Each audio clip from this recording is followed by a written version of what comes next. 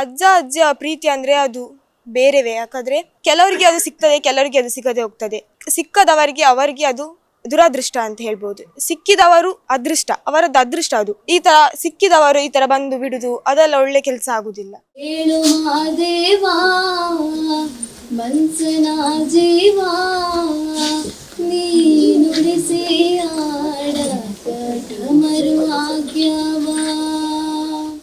ಬದುಕಿನುದ್ದಕ್ಕೂ ತನ್ನ ಮತ್ತು ಕುಟುಂಬಕ್ಕಾಗಿ ದುಡಿದು ತನ್ನವರು ಎಂದುಕೊಂಡವರ ಬದುಕನ್ನ ಕಟ್ಟಿಕೊಂಡ ಅದೆಷ್ಟೋ ಹಿರಿಜೀವಗಳು ನಾನಾ ಕಾರಣಗಳಿಂದ ಕುಟುಂಬದಿಂದ ದೂರ ಉಳಿಯುವ ಪರಿಸ್ಥಿತಿ ಉಂಟಾಗಿ ಅನಾಥರಾಗಬೇಕಾಗುತ್ತದೆ.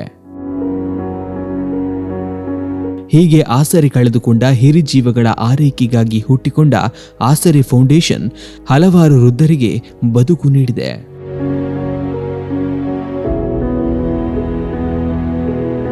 ಎರಡು 2015ರಲ್ಲಿ ಸ್ಥಾಪನೆ ಮಾಡಿದ್ದು.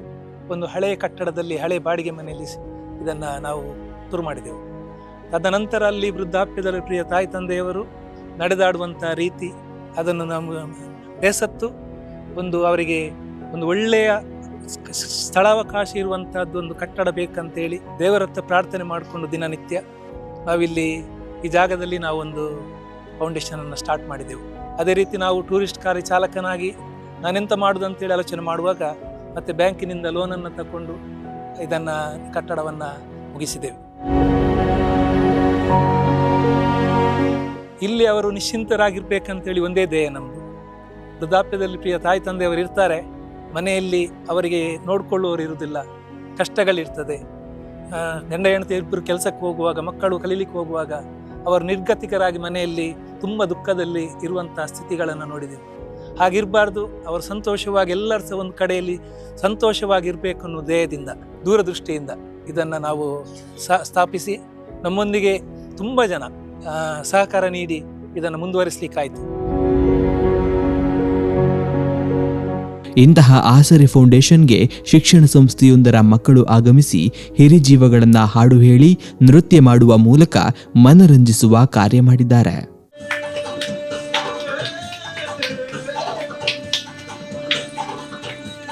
ಮಕ್ಕಳು ಕೇವಲ 4 ಗೋಡೆಯ ಮಧ್ಯೆ ಪಾಠವನ್ನು ಕಲಿಯುವುದು ಮಾತ್ರ ಅಲ್ಲದೆ ಅವರ ಜೀವನದಲ್ಲಿ ಅವರು ಯಶಸ್ಸನ್ನು ಗಳಿಸಬೇಕಾದ್ರೆ ಅವರಿಗೆ ಹಲವಾರು ರೀತಿಯ ಕೌಶಲ್ಯಗಳು ಬೇಕಾಗ್ತದೆ. ಅದೇ ರೀತಿ ಅವರು ಅವರ ತಂದೆ ತಾಯಿಯನ್ನು, ಅಜ್ಜ ಅಜ್ಜಿಯರನ್ನು, ಅವರ ಕುಟುಂಬದ ಸದಸ್ಯರನ್ನು ಹೇಗೆ ನೋಡಿಕೊಳ್ಳಬೇಕು ಅನ್ನುವಂಥದ್ದು ಕೂಡ ಅವರಿಗೆ ಬಾಲ್ಯದಲ್ಲೇ ನಾವು ಕಲಿಸಿಕೊಡ್ಬೇಕಾಗತ್ತೆ.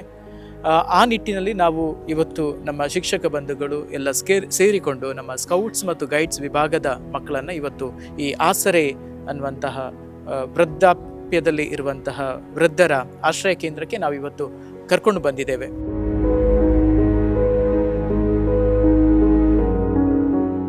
ನಮಗೆ ಬಹಳ ಖುಷಿಯಾಗಿದೆ. ಇಲ್ಲಿ ಇರುವಂತಹ ಎಲ್ಲ ಹಿರಿಯ ಜೀವಿಗಳನ್ನು ನೋಡಿ ಅವರನ್ನು ಒಂದು ಒಳ್ಳೆಯ ರೀತಿಯಲ್ಲಿ ನೋಡ್ಕೊಳ್ತಾ ಇದ್ದಾರೆ. ಇಲ್ಲಿನ ಸಂಸ್ಥೆಯ ಸಂಸ್ಥಾಪಕರಾಗಿರುವಂಥ ಪೆನ್ವಿಲ್ ಸೋನ್ಸ್ ಇರ್ಬೋದು ಮತ್ತು ಅವರ ಎಲ್ಲ ಸಿಬ್ಬಂದಿ ವರ್ಗದವರು ಒಂದು ಉತ್ತಮ ರೀತಿಯಲ್ಲಿ ಅವರಿಗೆ ಎಲ್ಲ ಮೂಲಭೂತ ಸೌಕರ್ಯಗಳನ್ನು ಕೊಟ್ಟು ಒಳ್ಳೆಯ ರೀತಿಯ ಆರೈಕೆಯನ್ನು ಮಾಡಿ ಅವರನ್ನು ನೋಡಿಕೊಳ್ತಾ ಇದ್ದಾರೆ. ಖಂಡಿತವಾಗ್ಲೂ ಕೂಡ ಅವರು ಮಾಡ್ತಾ ಇರುವಂಥ ಕೆಲಸ ಏನಿದೆ ಒಂದು ಶ್ರೇಷ್ಠವಾದಂಥ ಕಾರ್ಯ. ಒಟ್ಟಿನಲ್ಲಿ ನಮ್ಮ ಮಕ್ಕಳು ಒಂದು ಆಲ್ರೌಂಡ್ ಡೆವಲಪ್ಮೆಂಟನ್ನು ಪಡಿಬೇಕು ಅನ್ನೋಂಥದ್ದು ನಮ್ಮ ಉದ್ದೇಶ. ಹಾಗಾಗಿ ನಾವು ಅವರನ್ನು ಬೇರೆ ಬೇರೆ ಆಯಾಮಗಳಲ್ಲಿ ಅವರಿಗೆ ಶಿಕ್ಷಣವನ್ನು ನೀಡುವಂಥ ಕೆಲಸವನ್ನು ನಾವಿವತ್ತು ಮಾಡ್ತಾ ಇದ್ದೇವೆ. ಇವತ್ತು ನಮಗೆ ಈ ಸಂಸ್ಥೆಗೆ ಬಂದು ನಮ್ಮ ವಿದ್ಯಾರ್ಥಿಗಳಿಗೆ ಇಲ್ಲಿನ ಪರಿಚಯ ಮತ್ತು ಹಿರಿಯರ ಜೊತೆ ಬೆರೀಲಿಕ್ಕೆ ಒಂದು ಅವಕಾಶವನ್ನು ಮಾಡಿಕೊಟ್ಟಂತಹ ಈ ಆಸರೆ ಫೌಂಡೇಶನ್ ಏನಿದೆ ಅದರ ಸಂಸ್ಥಾಪಕರು ಹಾಗೂ ಎಲ್ಲ ಸಿಬ್ಬಂದಿಗಳಿಗೆ ನಮ್ಮ ಸಂಸ್ಥೆಯ ಪರವಾಗಿ ನಾನು ಹೃತ್ಪೂರ್ವಕವಾದಂಥ ಧನ್ಯವಾದಗಳನ್ನು ಅರ್ಪಿಸ್ತಾ ಇದ್ದೇನೆ. ಇಲ್ಲಿ ಬಂದದ್ದು ಸತ್ಯ ಹೇಳಬೇಕಾದ್ರೆ ನಮಗೆ ತುಂಬ ಭಾಗ್ಯ, ನಾವು ಭಾಗ್ಯ ಎನಿಸ್ಬೇಕು. ಯಾಕಂದರೆ ನಮ್ಮ ಮನೆಯಲ್ಲಿ ಹಾಗೂ ಫ್ಯಾಮಿಲಿಯಲ್ಲಿ ತುಂಬ ಅಜ್ಜ ಅಜ್ಜಿಯವರಿದ್ದಾರೆ. ಆದರೆ ಎಲ್ಲೋ ಒಂದು ಕಡೆ ಈ ಥರ ತುಂಬ ಜನ ಅಜ್ಜ ಅಜ್ಜಿಯವರಿದ್ದಾರೆ. ಅಂದರೆ ಅವರನ್ನು ನೋಡ್ಕೊಳ್ಳಿಕ್ಕೆ ಯಾರಿದ್ದಾರೆ? ನಾವು ನಮ್ಮ ಫ್ಯಾಮಿಲಿ ಅಜ್ಜ ಅಜ್ಜಿಯನ್ನು ನಮ್ಮ ಸ್ವಂತದ ಹಾಗೆ ನೋಡ್ಕೊಳ್ತೇವೆ. ಅದೇ ಥರ ಈ ಥರ ಕೆಲವು ಕಡೆ ಅಜ್ಜ ಅಜ್ಜಿಗಳು ಆಶ್ರಮದಲ್ಲಿ ತುಂಬ ಜನ ಇದ್ದಾರೆ. ಅವರನ್ನು ನೋಡಲಿಕ್ಕೆ ನಾವು ತುಂಬ, ಇಲ್ಲಿದ್ದವರು ಮಾತ್ರ ಅಲ್ಲ, ಎಲ್ಲರೂ ಅದಕ್ಕೆ ಕೈ ಜೋಡಿಸಬೇಕು. ಯಾಕಂದರೆ ಅವರನ್ನು ನೋಡ್ಕೊಳ್ಳಿಕ್ಕೆ ಅಂದರೆ ಈ ಇದರಲ್ಲಿರುವಾಗ ನಾವು ಅವರ ಮಕ್ಕಳಾಗಿ ಯೋಚಿಸಬೇಕು. ಬೇರೆ ಕಡೆಯಿಂದ ತುಂಬ ಜನರನ್ನು ಆಶ್ರಮದಲ್ಲಿ ಬಿಟ್ಟು ಹೋಗಿದ್ದಾರೆ. ಅವರಿಗೆ ಹೇಗೆ ಮನಸ್ಸು ಬರ್ತದೆ ಅಂತ ಗೊತ್ತಿಲ್ಲ.